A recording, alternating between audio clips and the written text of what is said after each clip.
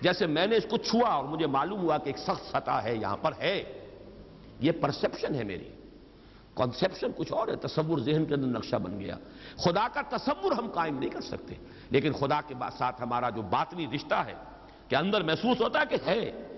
جس کی مثال بھی میں نے دی تھی، بعض حضرات کے شاید علم میں نہ ہو، کہ جیسے میں اس وقت اس دیوار کو دیکھ رہا ہوں تو ایک تصور میرے ذہن میں قائم ہوا، دیوار اتنی لمبی ہے، اتنی چوڑی ہے، اتنی اونچی ہے، یہ دیوار جو ہے سفید رنگ اس پر ہوا ہے. میں نے ایک تصور قائم کر لیا. فرض کیجئے کہ میں اندھا ہوں، میں نہیں دیکھ سکتا. میں جاتا ہوں اور ہاتھ لگا کر دیکھتا ہوں دیوار ہے.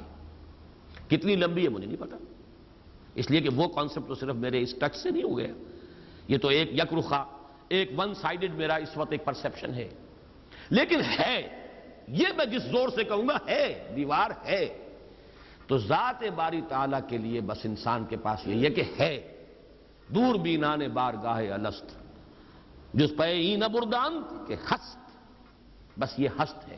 باقی کیا ہے، کیسا ہے، یہ ویسے تو ہم بہرحال مسلمان ہونے کے ناطے اللہ کو ہم مانتے ہیں اسماء و صفات کے ساتھ، تو ہم اس کی صفات کو مانتے ہیں. لیکن تجزیہ کیجئے تو صفات کے بارے میں بھی ہمیں کیا پتا ہے. اللہ دیکھتا ہے، کیسے دیکھتا ہے یہ تو نہیں پتا. کتنا دیکھتا ہے یہ بھی ہمیں نہیں پتا. یعنی اس کی بھی اصل حقیقت جو ہے دیکھنے کی وہ تو ہمیں نہیں معلوم. اللہ کی کوئی ایسی آنکھیں تو نہیں جس سے وہ دیکھتا ہو. ہمارا دیکھنا تو روشنی کا محتاج ہے. روشنی ہو تو ہم دیکھ سکیں گے. کیا اللہ کا دیکھنا بھی کسی شے کا محتاج ہے؟ قطعاً نہیں. تو ہم تصور کیجئے اللہ کا دیکھنا کیا ہے، کچھ نہیں معلوم. ہمیں یہ معلوم ہے وہ دیکھتا ہے. ہمیں یہ معلوم ہے علی کل شیء قدیر، قدرت کتنی ہے اس کی، قدرت کی شان کیا ہے، کیا معلوم ہے. تو معلوم یہ ہوا کہ صفات کے بارے میں بھی تجزیہ کریں تو ہمارے ہاتھ پلے ہے کیا. وہ سوائے اس کے کہ ہم ایک صفت، اس کی ایک مبہم کیفیت کو جانتے ہیں. وہ سمیع ہے، وہ بصیر ہے، وہ خبیر ہے، وہ قدیر ہے، وہ الحی ہے، وہ القیوم ہے. لیکن اس کی زندگی، ہمارا تو زندگی کا تصور اعلیٰ ترین زندگی تو ہمارے پاس ہے مخلوقات میں سے. اس زندگی کے ساتھ 100 طرح کی لیمیٹیشنز ہیں، 100 طرح کی مجبوریاں ہیں. لیکن یہ کہ کیا اللہ تعالیٰ کی زندگی بھی اس زندگی پر قیاس کی جا سکتی ہے؟ معاذ اللہ. تو معلوم یہ ہوا کہ اللہ تعالیٰ کی ذات کے بارے میں تحیر کے سوا کچھ نہیں. تیسرا ہے تصور جو سب سے بلند ہے، وہ محبوب حقیقی، مطلوب اصلی، لا مطلوب الا اللہ، لا مقصود الا اللہ. ایک چوتھا تصور ہے، وہ میں بعد میں عرض کروں گا. بہرحال قل هو اللہ احد. اب یہاں لفظ احد پر آئیے. اس لفظ کو بھی نوٹ کیجئے. ویسے تو عام خیال یہ ہے کہ یہ وحد ان کی بدلی ہوئی شکل ہے. چنانچہ عام رائے یہ ہے کہ احد اور واحد ہم معنی ہیں. اکثر مفسرین نے اردو میں جو ترجمے کیے مترجمین نے، وہ کہو اللہ، وہ اللہ ایک ہے. اگرچہ اس پر خاصا اعتراض وارد ہوتا ہے. وہ بھی اللہ کو ایک مانتے تھے، صرف اس کے ساتھ کسی اور کو ایڈ کر لیا تھا. اس اللہ کو تو دو نہیں مانتے تھے. وہ جو بڑا اللہ تھا وہ تو ان کے نزدیک بھی ایک ہی تھا. اور ایک تو ہر شے ایک ہوتی ہے. جو معبود ہے 10 تو ان میں سے بھی ہر ایک اپنی جگہ پر تو ایک ہے، ایک کمپوزڈ ایک اس کا وجود ہے. لیکن بہرحال چونکہ اکثر و بیشتر رائے یہ ہے کہ احد اور واحد تقریباً ہم مانی ہے. ترجمہ کیا گیا کہہ دو وہ اللہ ایک ہے، اور یہ کہ واحد ہی کی بدلی ہوئی شکل احد ہے، یہ تو ہے تقریباً بالعموم جو رائے ہے. لیکن میرے علم میں آج ہی یہ بات آئی ہے اور وہ میں آپ پر بھی منتقل کر رہا ہوں. امام راغب اصفہانی، ظاہر بات ہے لغت کے تو بہت بڑے امام ہیں، اور مفردات القرآن پر ان کی کتاب جو ہے مارکۃ الآراء ہے مشہور، انہوں نے اسے علیحدہ مادہ قرار دیا ہے. احد ان کو الف ہا دال علیحدہ لائے، شروع میں الف کی تختی میں لائے، واحد ان کے ساتھ شامل نہیں کیا. معلوم ہوا کہ یہ ایک اپنی جگہ پر ایک مستقل مادہ ہے ان کے نزدیک. یہ واحد سے اس کا تعلق نہیں، بلکہ احد اپنی جگہ پر ایک مستقل علیحدہ مادہ ہے، اور اسی اعتبار سے انہوں نے اسے واحد سے علیحدہ کر کے الف کی تختی کے اندر لیا ہے. اب اس کا جہاں تک استعمالات ہیں اس میں بھی اتفاق ہے. 3 اس کے استعمالات ہیں. سب سے زیادہ استعمال اس لفظ کا ہوتا ہے نفی مطلق کے لیے. کمرے میں کوئی نہیں ہے، ایک بھی نہیں ہے. جب یہ کہنا ہو تو احد کا لفظ آئے گا.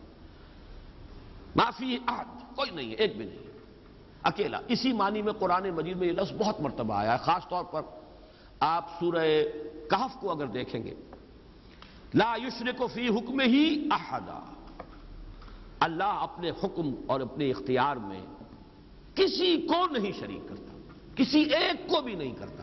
یعنی یہ نفی میں مبالغے کے لیے یہ لفظ استعمال ہوتا ہے. اور سورت ختم بھی ہوئی ہے فمن کان یرجو لقاء ربہ فلیعمل عملا صالحا ولا یشرک بعبادۃ ربہ احدا. احد کا اکثر و بیشتر استعمال عربی زبان میں نفی مطلق، کوئی نہیں، کوئی بھی نہیں، ایک بھی نہیں، جب اس کو کہنا ہو تو لفظ احد سے کا سہارا لیا جاتا ہے. یا پھر یہ لفظ آتا ہے مضاف یا مضاف الیہ ہو کر، جیسے عشرات کے ساتھ آئے گا احد عشر کوكبا، یا احد و عشرون جمع کر کے یہ گنتی کے ساتھ یہ مضاف ہو رہا ہے. اور یا یہ کہ جیسے کہ مضاف الیہ ہوتا ہے فاما احدکما فیسقی ربہ خبرا. حضرت یوسف علیہ السلام نے فرمایا تھا ان دو نوجوان جو داخل ہوئے تھے جیل میں ان کے ساتھ، انہوں نے اپنے اپنے خواب بیان کیے، تم میں سے، تم دو میں سے ایک، احدکم، جیسے کہ حدیث میں آتا ہے لا یؤمن احدکم حتی یحب لنفسہ حتی یحب لاخیہ ما یحب لنفسہ، یا لا یؤمن احدکم حتی یکون ہواہ طبعا لما جئت بہ، یا یہ کہ لا یؤمن احدکم حتی اکون احب الیہ من والدہ وولدہ والناس اجمعین. اب یہ تین احادیث آ گئی زبان پر. تو احدکم یہ گویا کہ مضاف ہو کر آ رہا ہے. اس طریقے سے یہ لفظ مضاف ہو کر یا مضاف الیہ ہو کر استعمال ہوتا ہے. صرف قرآن مجید میں یہ لفظ ذات باری تعالیٰ کے لیے علیحدہ سے مستقل ایک صفت کے طور پر آیا ہے، قل هو اللہ احد. یہ ایک خاص بات ہے، اس کو نوٹ کر لیجئے کہ اس لفظ کا یہ استعمال اس اعتبار سے، صفت کے اعتبار سے کسی اور کے لیے غیر اللہ کے لیے ہے ہی نہیں. قل هو اللہ احد، یہ یہاں پر آ رہا ہے ایک مستقل صفت علیحدہ، لیکن یہ صرف اللہ کے ساتھ. اب یہاں میں عرض کروں گا کہ میں اس کا ترجمہ جو میں نے آپ کو گنوائے ہیں مولانا فراہی نے کیا ہے بے ہما. قل هو اللہ احد اللہ الصمد، کہہ دو اللہ بے ہما ہے، اللہ با ہما ہے. اصلاحی صاحب ان کے شاگرد ہیں، انہوں نے ترجمہ کر دیا ہے بے ہما کا ترجمہ کہہ دو اللہ سب سے الگ ہے اور اللہ سب کے ساتھ ہے. صمد اللہ سب کے ساتھ ہے، با ہما اور احد بے ہما اللہ سب سے الگ ہے. عام طور پر اردو مترجمین، شیخ الہند کو بھی میں نے دیکھا، مولانا اشرف علی تھانوی رحمہم اللہ دونوں کو دیکھا، کہہ دو اللہ ایک ہے. لیکن یہ کہ بہرحال میرا مزاج، میرا ذوق اس ترجمے کو قبول نہیں کرتا. واحد اور ہے، احد اور ہے، یہ شان ہی علیحدہ ہے. اس لفظ کو واحد کے بالکل برابر کر دینا کم سے کم میرا ذوق اسے قبول نہیں کرتا. ویسے قرآن میں وہ لفظ بھی آیا اللہ کے لیے، الواحد القہار، للہ الواحد القہار، واحد ہے، الواحد ہے. لیکن احد یہ شے ہی اور ہے. بہت قریب گئے ہیں مولانا مودودی، وہ لفظ لائے ہیں کہہ دو اللہ یکتا ہے. یکتا کا لفظ میرے نزدیک بہت قریب کی تعبیر ہے، لیکن میں اس کو ایک خاص، میرا چونکہ اپنی ایک رائے ہے اس کے اعتبار سے اس کا میں ترجمہ کر رہا ہوں. کہہ دو اللہ اکیلا ہے. اکیلا وہ ہے جس کے ساتھ کوئی نہیں. اکیلا کس اعتبار سے؟ یہ ہے اصل میں وہ نقطہ. اللہ ایک تو اس اعتبار سے اکیلا ہے کہ وہ صرف ایک اکیلا واحد معبود ہے اور کوئی معبود اس کے ساتھ نہیں. سورہ کافرون کے ساتھ جب آپ جوڑیں گے تو یہ تصور نمایاں ہو کر سامنے آئے گا. میرا اللہ وہ اللہ ہے جو اکیلا ہے، اس کے ساتھ کوئی اور الہ نہیں ہے. لا الہ الا اللہ، اللہ کے سوا کوئی معبود نہیں. یہ در حقیقت مفہوم بنا قل هو اللہ احد. بات وہی ہے جو لا الہ الا اللہ میں کہی گئی ہے، لیکن یہ کہ یہاں پہ اسلوب بدل گیا. قل هو اللہ احد، وہ اکیلا ہے، کوئی اس کے ساتھ نہیں. لیکن اسی کا ایک انتہائی بلند مقام ہے. مقام وہ خطرناک ہے، عام لوگوں کی ذہن سے ذرا بلند تر، اسی لیے عوام اس کے بارے میں مغالطوں میں مبتلا ہوتے ہیں. اور آج کل کا ہمارا ایک بہت بڑا طبقہ چونکہ زیر اثر ہے کچھ ایسے مفکرین کے کہ جن کا ذوق وہ نہیں تھا جو اس سطح کا ہو جو میں ابھی عرض کر رہا ہوں. لہذا وہ اسے شرک سے بھی تعبیر کر بیٹھتے ہیں، اور وہ ہے توحید وجودی. وہ اکیلا ہے. اکیلا ہی مانی کہ وجود حقیقی صرف اس کا ہے. یہ توحید وجودی جس کو میں تفصیل سے بیان کر چکا ہوں سورہ حدید میں، هو الاول والآخر والظاہر والباطن، وہی پہلا، وہی آخر، وہی ظاہر، وہی باطن، وہی وہ، اور کوئی ہے ہی نہیں. جو نظر آ رہے ہیں حقیقت میں نہیں ہے. کل ما فی الکون وہم او خیال او عکوس فی المرایا او ظلال.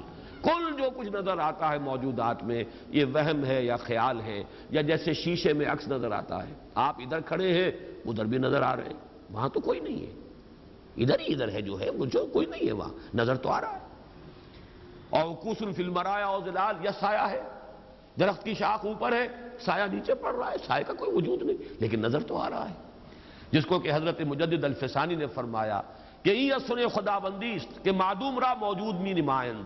یہ معدوم ہے کائنات، حقیقت میں موجود نہیں ہے، لیکن اس کو اللہ تعالیٰ نے موجود کر کے دکھا دیا ہے، نظر آ رہا ہے. یا جیسے وہ آتشی دائرے کی مثال میں نے دی ہے بارہا، یہ حضرت مجدد کی دی ہوئی مثال ہے کہ اگر آپ ایک قندیل لے لیں، لکڑی ہے ایک لمبی، اس کے ایک سرے کے اوپر آپ نے کپڑا باندھا، تیل ڈال دیا، مٹی کا، آگ لگا دی، یہ شعلہ جوالا ہے. اب اس لکڑی کو تیزی کے ساتھ دائرے میں حرکت دیجئے، دیکھنے والوں کو آتشی دائرہ نظر آئے گا، جبکہ آتشی دائرے کا کوئی وجود نہیں. وجود آپ کو معلوم ہے صرف اس ایک نقطے کا ہے، وہ ایک شعلہ جوالا ہے حقیقی. یہ دائرہ جو نظر آ رہا ہے، نظر آ رہا ہے، ہر چند کہے کہ ہے، نہیں ہے، اس کا وجود کوئی نہیں ہے، نظر تو آ رہا. تو اپیئرنس اینڈ ریئلٹی، یہ بڑی مارکت الآرا کتاب ہے فلسفے کی. یہ در حقیقت جو کچھ نظر آ رہا ہے یہ ایک سراب ہے، حقیقت یہ نہیں ہے. حقیقی وجود صرف اللہ کا. اس کو میں یعنی وجود کے اعتبار سے توحید وجودی، یعنی میں نے جو ابھی گنوایا تھا، لا معبود الا اللہ، لا مطلوب الا اللہ، لا مقصود الا اللہ، لا محبوب الا اللہ، لا موجود الا اللہ، یہ وہ توحید وجودی ہے. شاہ ولی اللہ دہلوی رحمت اللہ علیہ فرماتے ہیں کہ یہ ہے توحید کی بلند ترین منزل، اور یہاں آ کر وحدت الوجود اور وحدت الشہود ایک ہو جاتے ہیں، ان میں کوئی فرق نہیں، تعبیر کا فرق ہے. چونکہ میری یہ رائے ہے، لیکن یہ فلسفے کا مسئلہ ہے، میں اس کو بیان نہیں کرنا چاہتا. قرآن مجید میں یہ مسئلہ یا سورہ حدید کی اس آیت میں آیا ہے، قرآن سے باہر سے بات نہیں کر رہا ہوں. لیکن یہ کہ ہر شخص کے ذوق کی چیز نہیں ہے، ہر شخص کا یہ نہ مزاج ہے، نہ ذوق ہے، نہ اس میں استعداد ہے، نہ صلاحیت ہے کہ ان مسائل پر غور کرے. تو میں یہ نہیں چاہتا کہ لازماً آپ میری اس رائے سے اتفاق کریں، لیکن یہ میں ضرور چاہتا ہوں کہ اگر سوء ظن ہے آپ کے دل میں کہ جو لوگ اس بات کو مانتے ہیں وہ مشرک ہو گئے، اس کو ذہن سے نکال دیجئے. اس لیے کہ پھر ناوک نے تیرے سید نہ چھوڑا زمانے میں، شاہ ولی اللہ بھی مشرک ہوں گے، حضرت مجدد بھی مشرک ہوں گے، باقی یہ رومی یہ تو ہے، ان کی تو خیر حیثیت ہی کیا ہے بیچاروں کی، وہ تو سب کے سب مہا مشرک شمار ہو جائیں گے. کوئی نہیں بچے گا پھر جو بھی ہمارے اکابر ہیں. ہاں محمد ابن عبد الوہاب بچ جائیں گے، ابن تیمیہ بچ جائیں گے رحمہم اللہ، باقی یہ کہ ان کے سوا بچنے والا اور کوئی نہیں ہے. تو یہ توحید وجودی یا وحدت الوجود یا وحدت الشہود میرے نزدیک قل هو اللہ احد، کہہ دو وہ اللہ ہے اکیلا تنہا. مجھے وہ بار بار جب میں سوچ رہا تھا، قیس جنگل میں اکیلا ہے مجھے جانے دو، ہو گزرے گی جو مل بیٹھیں گے دیوانے دو. اللہ اکیلا ہے.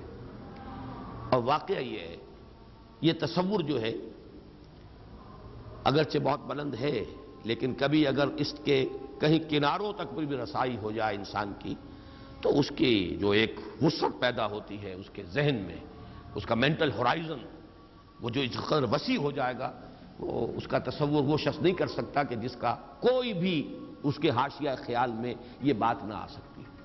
لیکن اس کا یہ مفہوم اگر نکال لیا جائے، عام لوگوں نے یہ سمجھا اس کا مطلب ہر شے خدا ہے. اگر کوئی شے موجود نہیں جبکہ تجھ بن نہیں کوئی موجود، پھر یہ ہنگامہ ہے خدا کیا ہے؟ کچھ نہیں ہے، نہیں ہے. یہ اصل میں جو وحدت الوجود ہے وہ یہ نہیں ہے کہ یہ سب چیزیں خدا ہیں، بلکہ یہ کہ خدا ہی ہے، باقی کچھ موجود نہیں. جو کچھ نظر آ رہا ہے وہ توہم ہے، خیال ہے، یہ صرف اپیئرنس ہے. اور اپیئرنس آپ کو معلوم ہے ہر وقت بدلنے والی شے ہے. Painter high, every thing is changing. یہ سب ٹرانزینٹ چیزیں ہیں کہ جو گزر رہی ہیں. جیسے لہریں ہیں، لہر نظر آتی ہے، لہر ہے، لیکن یہ کہ یہ بالکل عارضی سا ایک وجود ہے، اعتباری سا وجود ہے، لہر کا حقیقت میں کوئی وجود نہیں ہے۔ اسی طریقے سے یہ کائنات ہے۔ تو یہ نہیں ہے کہ جو کچھ ہے وہ خدا ہے، معاذ اللہ، یہ ہماوست ہے، اور یہ در حقیقت کفر بھی بن جاتا ہے، شرک بھی بن جاتا ہے۔ لیکن توحید وجودی یا وحدت الوجود یہ بالکل مختلف شے ہے، اور میرے نزدیک اس آیہ مبارکہ کا اصل مدلول یہ ہے، قل هو اللہ احد، بلند ترین توحید توحید وجودی، لا معبود الا اللہ سے لے کر لا موجود الا اللہ، اس لیے کہ احد کا لفظ واحد نہیں ہے، اکیل یکتا، لیکن اس سے بھی آگے بڑھ کر جو ترجمہ میں کر رہا ہوں وہ یہ ہے کہ کہہ دو اللہ اکیلا ہے، کوئی اس کے ساتھ نہیں۔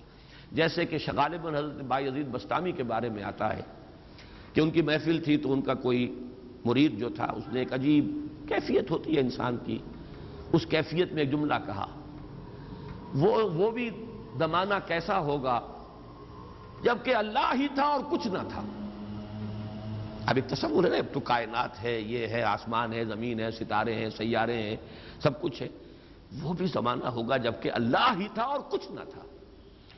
تو وہ بایزید بسطامی ہے، جو دوسرے بزرگ کوئی ہو سکتے ہیں اگر مجھے نام کا اس وقت مغالطہ ہو رہا ہو، انہوں نے اسی کیف کے عالم میں جواب دیا، الان کما کان، میرے عزیز اب بھی ایسا ہی ہے، اللہ ہی ہے اور کچھ نہیں ہے، جیسے پہلے تھا جس کا تم تصور کر رہے ہو، اب بھی حقیقت میں وہی ہے۔ اس کو میں ذرا اور آسان کر دوں تاکہ جو نسبتاً یعنی سادہ مزاج حضرات ہیں ان کی سمجھ میں بھی یہ بات آ جائے، کسی مغالطے میں مبتلا نہ ہو۔ دیکھیے جب ہم کہتے ہیں لا محبوب الا اللہ، کیا معنی ہے اس کے؟ یہ معنی تو نہیں ہے کہ اولاد سے محبت نہ کرو، یہ تو دین کی تعلیم نہیں ہے۔ معنی کیا ہے؟ ساری محبتوں سے بالا تر محبوب حقیقی صرف اللہ ہو جائے۔ لا محبوب الا اللہ کا مطلب یہ ہے، یہ نہیں کہ آپ کاٹ دیجئے محبت ہر ایک کی، اولاد سے محبت کرو، شوہر بیوی سے محبت کرے، بیوی شوہر سے محبت کرے، وطن سے محبت کرو، بلکہ اتنی خوشخبریاں ہیں، وجبت محبتی للمتحابین فیہ، میری محبت واجب ہو گئی ان کے لیے جو میرے لیے ایک دوسرے سے محبت کرے۔ تو ایک مسلمان مسلمان سے محبت کرتا ہے، ایک مومن مومن سے محبت کرتا ہے، ایک مجاہد دوسرے مجاہد سے محبت کرتا ہے، یہ محبت تو مطلوب ہے۔ لا محبوب الا اللہ کا مطلب یہ نہیں ہے کہ ساری محبتوں کی نفی ہو گئی۔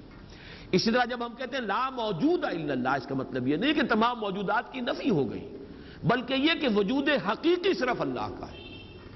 یہ اعتباری وجود ہے جن کی کوئی حقیقت نہیں ہے، یہ دائمی وجود، مستقل وجود، وہ وجود جو از خود ہے، با خود ہے، خود بخود ہے، جسے کسی نے وجود نہیں عطا کیا، جس کا وجود ایسا نہیں ہے کہ کبھی شروع ہوا اور کبھی ختم ہو جائے، وہ وجود حقیقی صرف اللہ کا۔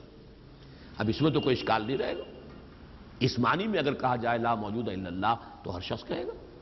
اس کی ایک اور مثال میں آپ کو دے دوں، دعا استخارہ میں حضور فرماتے ہیں فَإِنَّكَ تَعْلَمُ وَلَا أَعْلَمُ وَتَقْدِرُ وَلَا أَقْدِرُ، اے اللہ میں تجھی سے استخارہ کر رہا ہوں، انی استخیرک بعلمک واستقدرک بقدرتک واسألک من فضلک العظیم فإنک تقدر ولا اقدر وتعلم ولا اعلم، تو جانتا ہے میں نہیں جانتا، تو قدرت رکھتا ہے مجھے کوئی قدرت حاصل نہیں۔ تو کیا کوئی قدرت حاصل نہیں تھی حضور کو؟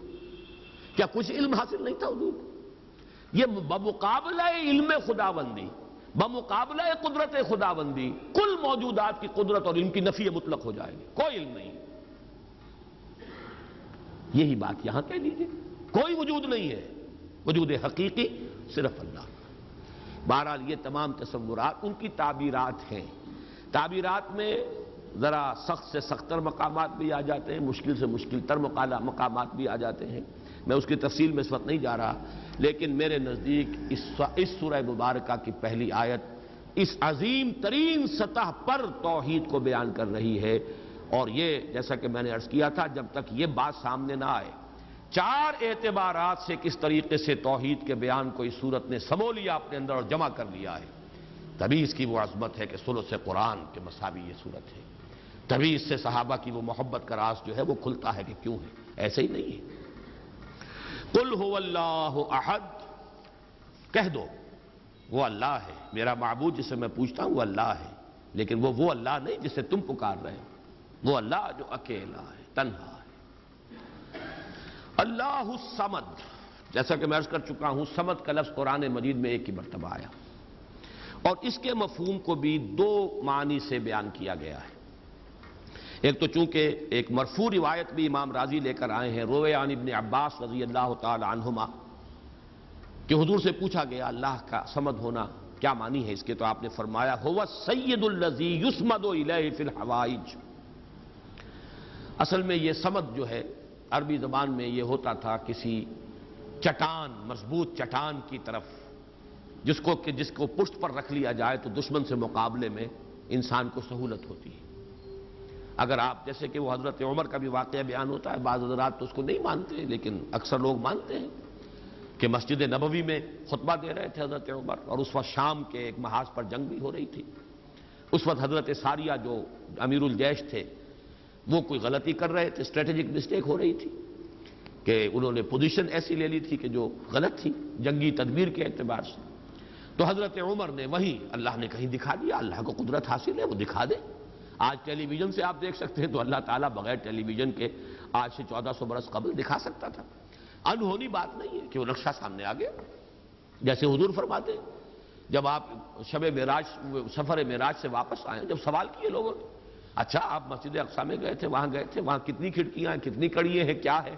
تو اب حضور ایک دفعہ چونکے کہ اب یہ میں نے کوئی کھڑکیاں تو نہیں گنی وہاں پر، لیکن یہ کہ اگر مجمع میں آپ نہ بتا سکتے تو تالیاں پڑ جاتی۔ اس وقت اللہ نے فوراً وہ جو ہے لا کر سامنے کھڑا کر دیا وہ نقشہ، اور حضور دیکھ دیکھ کر بیان کرتے رہے یہ ایسا ہے ایسا ہے۔ تو یہ تو در حقیقت بالکل اللہ کی قدرت سے ہرگز کوئی اس میں بوجھ نہیں ہے۔ تو حضرت عمر نے وہی فرمایا ہے اور صحابہ نے سنا ہے، یا ساریۃ الجبل، یا ساریۃ الی الجبل، اے ساریہ کیا غضب کر رہے ہو، غلطی کر رہے ہو، پہاڑ کی طرف جاؤ، پہاڑ کو پشت پر رکھو۔ پہاڑ پشت پر ہو تو آپ پشت کی طرف سے اب محفوظ ہو گئے، آپ یکسو ہو کر سامنے سے دشمن کا مقابلہ کر سکتے، اور اگر اندیشہ رہے کہ کہیں پیچھے سے کوئی حملہ آور نہ ہو جائے تو وہ توجہات جو ہیں وہ منقسم رہیں گی۔ بہرحال یہی معاملہ ہے صمد کا، وہ ہستی جس کی طرف رجوع کیا جائے، جس کو پناہ گاہ سمجھا جائے، جس کی طرف اپنی مشکلات کے اندر رجوع کیا جائے، اور اس اعتبار سے پھر وہی مطلوب بن جاتا ہے، وہی مقصود بن جاتا ہے، وہی محبوب بن جاتا ہے، اسی کی عزت کی جاتی ہے، اسی کی تکریم ہوگی، اسی کا اعزاز ہوگا، اس کے سامنے انسان جو ہے وہ اپنے آپ کو جھکائے گا، جس بڑے بڑے سردار۔ تو یہ صمد جو ہے اس معنی میں، اور ایک صمد وہ شے ہے جس کو کھوکھلی نہ ہو، لا جوف لہو، بہت مضبوط اپنی جگہ پر توانا چٹان۔ ایک تو وہ چٹان ہے جو کھوکھلی ہے، لیکن یہ کہ ایک چٹان وہ ہے جو مضبوط اور بالکل سالڈ چٹان ہے۔ ان دونوں اعتبارات سے اللہ الصمد کا ترجمہ اب مولانا فراہی، مولانا اصلاحی صاحب کا تو یہ ہوا کہ اللہ تعالی باہما ہے، ذات میں بے ہما، کسی سے اس کا کوئی تعلق نہیں، یکتا بلکہ اکیلا، لیکن یہ نہیں ہے کہ مخلوق سے منقطع ہے، مر گئے ہم انہیں خبر نہ ہوئی، یا یہ ہے کہ مخلوق کی دعائیں نہ سنتا ہو، مخلوق کی حاجت روائی نہ کرتا ہو، نہیں، سب کا ملجا وہی ہے، سب کا ماوا وہی ہے، سب کے لیے پناہ گاہ وہی ہے، سب کی حاجت روائی کرنے والا وہی ہے، تو وہ اللہ صمد ہے۔ یہ دو احد اور صمد جو ہے اس نے جڑ کر اصل میں اسی طریقے سے ایک تصور کو مکمل کیا ہے، جیسا کہ آیت الکرسی میں اللہ لا الہ الا ہو الحی القیوم، الحی اور القیوم، الحی از خود زندہ، زندہ جاوید، اور قیوم باقی پوری کائنات کو تھامے ہوئے، سنبھالے ہوئے، پوری موجودات کا یہ سارا سلسلہ یہ محتاج ہے اللہ کا۔ اس کی میں نے پہلے بیان کی ہے، بہترین تمثیل وہ ہے جو مولانا مناظر حسن گیلانی رحمۃ اللہ علیہ نے دی ہے، ربط الحادث بالقدیم کی مثال۔ اللہ کی ذات اور اس کائنات کے درمیان ربط اور تعلق کیا ہے؟ انہوں نے مثال دی ہے کہ آپ اپنے ذہن میں نقشہ قائم کیجئے، تاج محل کا نقشہ، جس نے تاج محل دیکھا ہو، چلیے آپ نے مینار پاکستان دیکھا، مینار پاکستان کا تصور کیجئے، ذہن میں نقشہ قائم کیجئے۔ یہ ذہن میں جو نقشہ قائم ہوا ہے، آپ اس کے اوپر بھی ہیں، باہر بھی ہیں، اندر بھی ہیں، پیچھے بھی ہیں، نیچے بھی ہیں، آپ ہی آپ ہیں، وہ تو اس کا وجود ہی کوئی نہیں، لیکن ہے ذہن کے اندر ایک تصور قائم ہے اس وقت، اور یہ تصور اسی وقت تک قائم رہے گا جب تک کہ آپ کے ذہن کا ارتکاز ہے، توجہ اس پر ہے، توجہ ہٹی نہیں کہ اس کا کوئی وجود ہے ہی نہیں، وجود ختم۔ بالکل یہی معاملہ اس کائنات کا، یہ سارا سلسلہ اس کا قیوم اللہ ہے، تھامے ہوئے، اسی کی توجہ، اسی کی عنایت، اسی کی ربوبیت، اسی کی خبرگیری، اسی کی تدبیر، یہ سب اس کو تھامے ہوئے۔ تو اپنی ذات میں الحی، کائنات کے لیے القیوم، اسی طرح اپنی ذات میں الاحد، اکیلا، تنہا، بے ہمہ، اور پوری کائنات اور جملہ موجودات کے لیے الصمد، اسی کی طرف رجوع، اسی کی طرف توجہ، وہی مطلوب، وہی مقصود، وہی محبوب، وہی حاجت روا، وہی مشکل کشا۔ اس اعتبار سے اس میں توحید عملی آ گئی۔ اسی سے مانگو، اسی سے پناہ طلب کرو، اسی کی طرف توجہ کرو، انی وجہت وجہی للذی فطر السماوات والارض، اسی سے لو لگاؤ، اسی سے حاجت روائی کے لیے سوال کرو، اسی کے سامنے مشکلات پیش کرو۔ یہ جو ہے پھر اسی کی عبادت کرو، اسی کی اطاعت کرو، اسی کی بندگی کرو، اسی کی توقیر کرو، اسی کی تعظیم کرو۔ یہ تمام چیزیں کہ جو عمل میں آ جائیں گی وہ توحید وجودی، یہ توحید عملی۔ قل هو اللہ احد اللہ الصمد۔ تیسری آیت میں ہے توحید ذاتی، لم یلد ولم یولد۔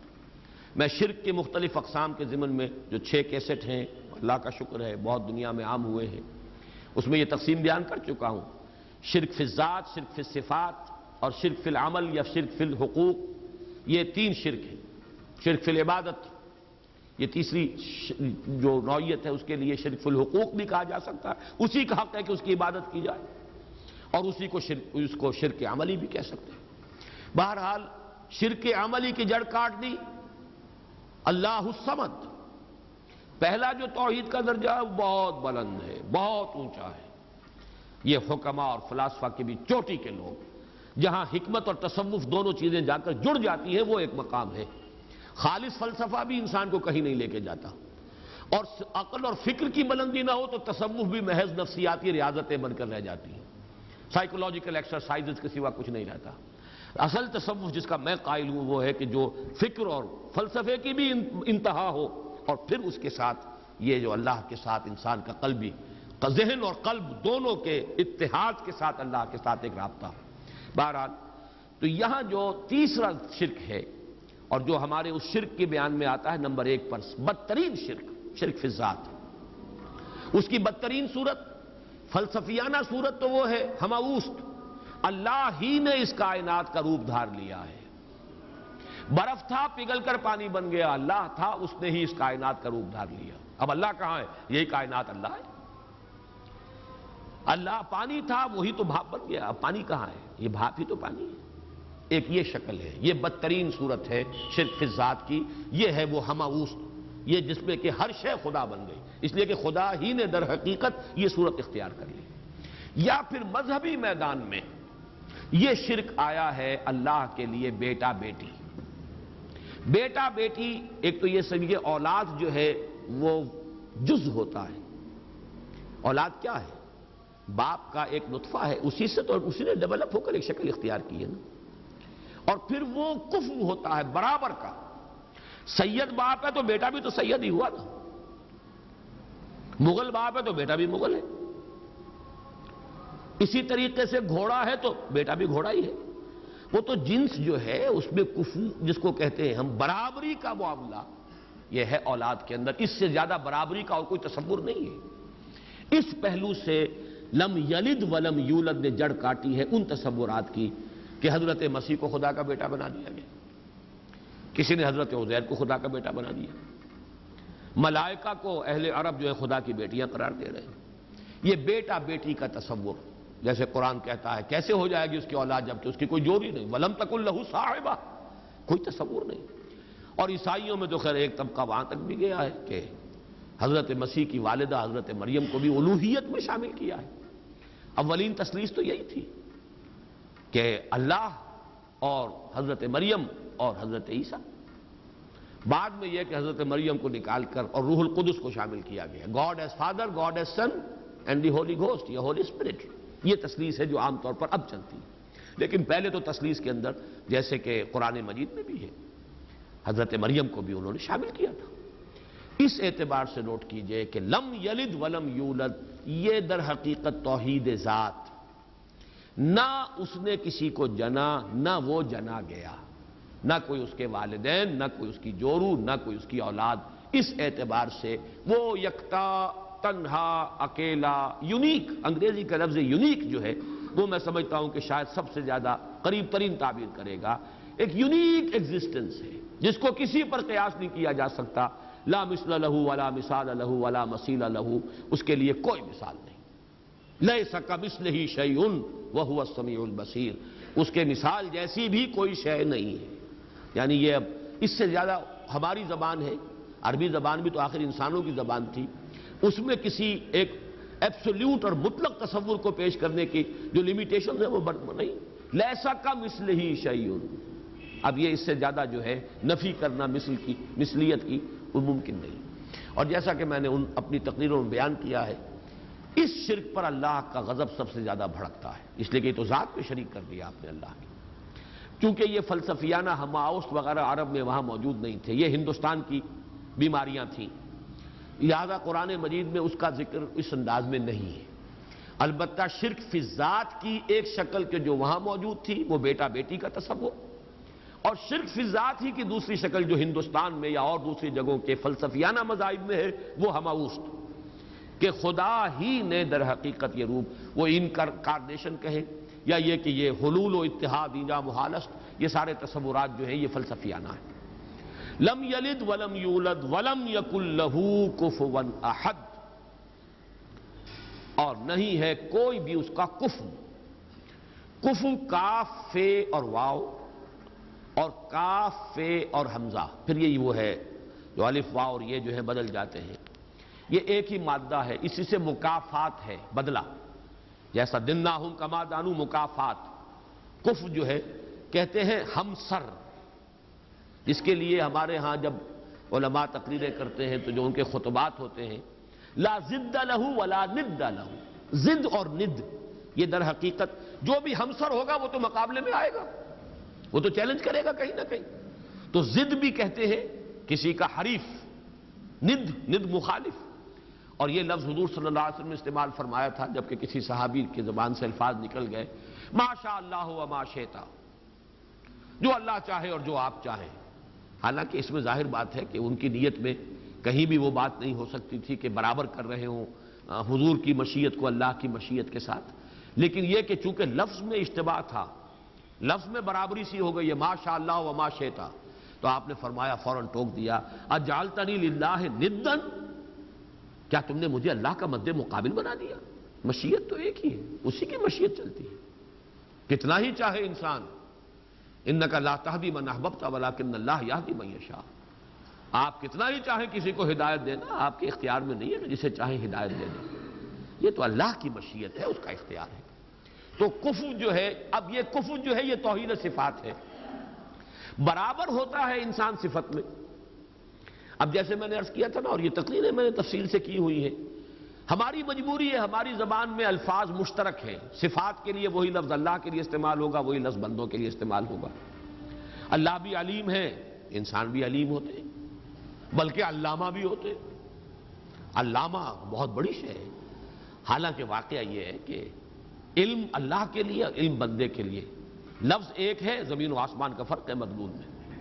وہ علم ذاتی ہے، وہ علم مطلق ہے، بلا نہایت، اس کی کوئی حدود نہیں ہے. وہ علم قدیم ہے، ہمیشہ سے تھا، حادث نہیں ہے.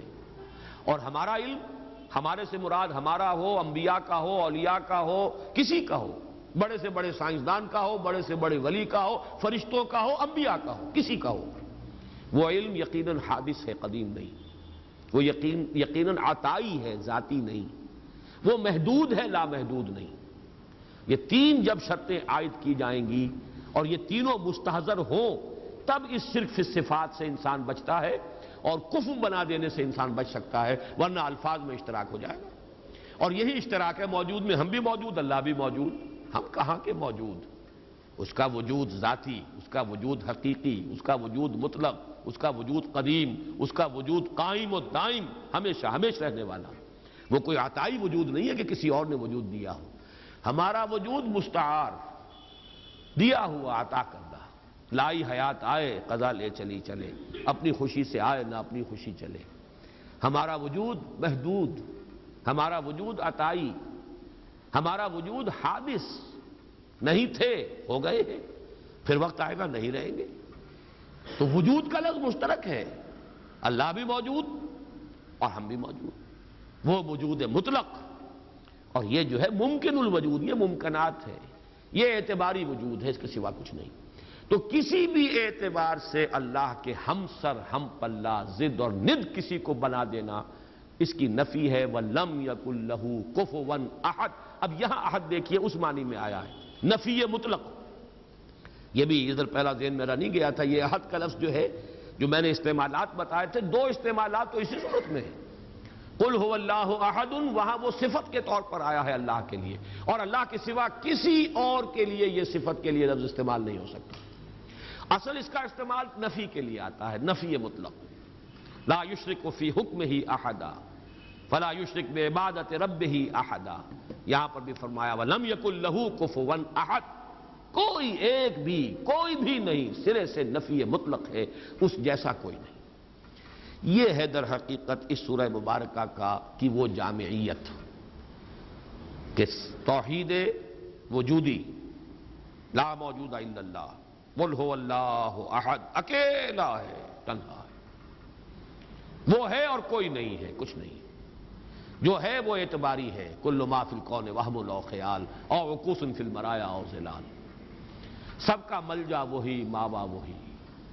بڑی پیاری ہے یہ الفاظ، ایک حدیث میں دعا میں ہے یہ، لا ملجا منکا ولا ماوا الا الیک. پروردگار تیرے سوا کوئی ٹھکانہ دینے والا نہیں، پناہ دینے والا نہیں، اور تجھ سے بچ کر بھاگ کر جانے کی کوئی جگہ نہیں سوائے اس کے کہ تیرے ہی دامن میں آ کر پناہ لے لی جائے. لا ملجا منکا ولا ماوا الا الیک. یہ ہے لا ملجا منکا ولا ماوا الیک. یہ ہے اللہ الصمد، توحید عملی. نمبر 3 توحید ذات، لم یلد ولم یولد. نمبر 4 توحید صفات، لم یکن لہ کفوا احد. کوئی بھی کسی بھی اعتبار سے اس کا ہمسر، ہم پلہ، ضد یا ند نہیں، اس کا مشابہ نہیں. اس اعتبار سے آج میں نوٹ کر رہا تھا، اس جامعیت کے اعتبار سے سورہ اخلاص کے اگر کسی درجے میں مقابل آتے ہیں تو 2 آیتیں آتی ہیں. اور عجیب بات ہے، یہ سورت ہے 4 آیتوں پر مشتمل، وہ 2 آیتیں. ایک آیت کا تذکرہ ہو چکا، آیت الکرسی. خود حضور نے فرمایا ہے تمام آیات قرآنیہ کی سردار ہے. اس میں 10 یا 11 جملے بن جاتے ہیں ایک آیت کے اندر. اس لیے کہ بعض حضرات اللہ لا الہ الا ہو، اللہ سے پہلے بھی ہوا کو محذوف مانتے ہیں. ہو اللہ لا الہ الا ہو، گویا کہ پہلا جملہ ہو اللہ ہے، پھر لا الہ الا ہو یہ دوسرا جملہ ہے. اس طرح اگر شمار کریں گے تو 11 جملے بن جائیں گے اس ایک آیت کے اندر، ورنہ 10 تو ہے ہی. وہ بھی نہایت جامع ہے توحید کے بیان میں. اور تیسرا مقام کہیے یا دوسری آیت جو ہے، اور واقعہ یہ ہے کہ اس کی بھی عظمت کا میرے قلب پر جو نقش ہے بہت گہرا ہے. 5 اسلوبوں سے توحید کا بیان ایک آیت میں ہے. وَقُلِ الْحَمْدُ لِلَّهِ الَّذِي لَمْ يَتَّخِذْ وَلَدًا وَلَمْ يَكُنْ لَهُ شَرِيكٌ فِي الْمُلْكِ وَلَمْ يَكُنْ لَهُ وَلِيٌّ مِّنَ الذُّلِّ وَكَبِّرْهُ تَكْبِيرًا. ایک آیت ہے یہ سورہ بنی اسرائیل کی آخری آیت. کہو کل حمد صلی اللہ کے لیے، قل الحمد للہ، کل حمد کل ثنا. یہ بھی توحید ہے اصل میں، نظری علمی توحید. جو خیر نظر آ رہا ہے، جو بھی ہم تک بھلائی پہنچ رہی ہے، کسی بھی ذریعے سے آئی ہو، کسی بھی سلسلہ اسباب سے متعلق ہو کر ہم تک پہنچی ہو، اس کا منبع سرچشمہ ذات باری تعالی. لہذا حمد کا سزاوار حقیقی صرف اللہ. قل الحمد للہ توحید کا کلمہ ہے، بہت بڑا کلمہ ہے یہ توحید کا. اتنا بڑا کلمہ ہے کہ حضور نے فرمایا کہ التسبیح نصف المیزان والحمد للہ تملأہ. سبحان اللہ کہنا جو ہے میزان معرفت خداوندی کا نصف ہو جاتا ہے، اور پورا پلڑا بھر جاتا ہے الحمدللہ سے. پھر لم یتخذ ولدا، لم یلد ولم یولد، لم یتخذ ولدا ولم یکن لہ شریک فی الملک. بادشاہی میں، اختیار میں کوئی اس کا شریک نہیں. یہ توحید سیاسی. ولم یکن لہ ولی من الذل، اور کوئی اس کا ولی کسی کمزوری کی وجہ سے نہیں ہے. دوست اس کے ہیں، تمہارے دوست ہوتے ہیں، تم انہیں پالتے ہو دوستیوں کو، اس لیے پالتے ہو کہ شاید کل کہیں کام آ جائے، ضرورت پڑ سکتی ہے، انسانی معاملات ایسے ہیں، لہذا دوستیاں پالی جاتی ہیں، دوستوں کی غلط فرمائشیں بھی پوری کی جاتی ہیں، ان کے غلط مطالبے بھی پورے کیے جاتے ہیں۔ یہ کس لیے کہ کنی دبتی ہے آپ کی، اللہ کی کنی کسی سے دبتی نہیں ہے، اس کے ولی ہیں لیکن اس کے کسی ضعف کی وجہ سے نہیں ہے۔ وَلَمْ يَكُنْ لَهُ وَلِيٌّ مِّنَ الذُّلِّ وَكَبِّرْهُ تَكْبِيرًا، اور اس کی تو بڑائی کرو جیسے کہ اس کی بڑائی کا حق ہے۔ یہ آیہ مبارکہ بھی میں نے صرف یہ نوٹ کرا دیا آپ کو کہ اس سورہ مبارکہ کے قریب آتی ہیں اپنی جامعیت کے اعتبار سے یہ آیات، لیکن ظاہر بات ہے کہ سورہ اخلاص ابتدا میں نازل ہوئی، ابھی چہمے گوئیاں شروع ہی ہوئی تھی، یہ کسے پوجتے ہیں، ان کا معبود کون ہے، اس کی شان کیا ہے، اس کی صفات کیا ہے، صف لنا ربک اور انصب لنا ربک، اس کا جواب بہت سادہ الفاظ میں لیکن جامعیت اس کے اعتبار سے جو اپنا منفرد مقام ہے وہ سورہ اخلاص کا ہے، اور جبکہ وہ ہمارے پاس حضور صلی اللہ علیہ وسلم کے اقوال موجود ہیں ثلث قرآن کے مساوی، اللہ تعالیٰ اس سورہ مبارکہ کا صحیح فہم، گہرائی میں اس کا جو قلب کے اوپر، ذہن کے اوپر، ہماری سوچ پر، ہماری نفسیات پر جو اثرات مترتب ہونے چاہیے، اللہ تعالیٰ ان سب سے ہمیں بہرہ مند فرمائے۔ آخر میں ایک لطیفہ سنا دوں، وہ بھی ایک لطیفہ، علمی لطیفہ ہے، یاد رہے گا۔ یہ خاقانی ایک شاعر گزرے ہیں بہت بڑے فارسی کے، ان کا یہ قصہ بیان ہوتا ہے کہ وہ کہیں کسی دعوت میں کسی امیر کے ہاں مدعو تھے، تو وہاں پہلے سے کچھ لوگ بیٹھے ہوئے تھے جو رتبے میں ان سے بڑے کمتر تھے، لیکن یہ کہ جگہ انہیں ایسی ملی کہ جو اس محفل کے اعتبار سے ذرا ان کے اپنے مقام کے اعتبار سے فروغ تھی۔ تو کچھ جو ذرا ہلکے مزاج کے لوگ تھے جن کی طبیعتوں میں ہلکا پن تھا، وہ انہیں دیکھ دیکھ کے مسکرا رہے تھے کہ آج یہ خاقانی کو کہاں جگہ ملی ہے، کس جگہ بیٹھے ہیں۔ تو انہوں نے ایک شعر کہا ہے، بلکہ دو شعر۔ گر فروتر نشست خاقانی، نہ مرا عار نہ ترا ادب است، قل هو اللہ کے حمد باری است، تحت تبت یدا ابی لہب است۔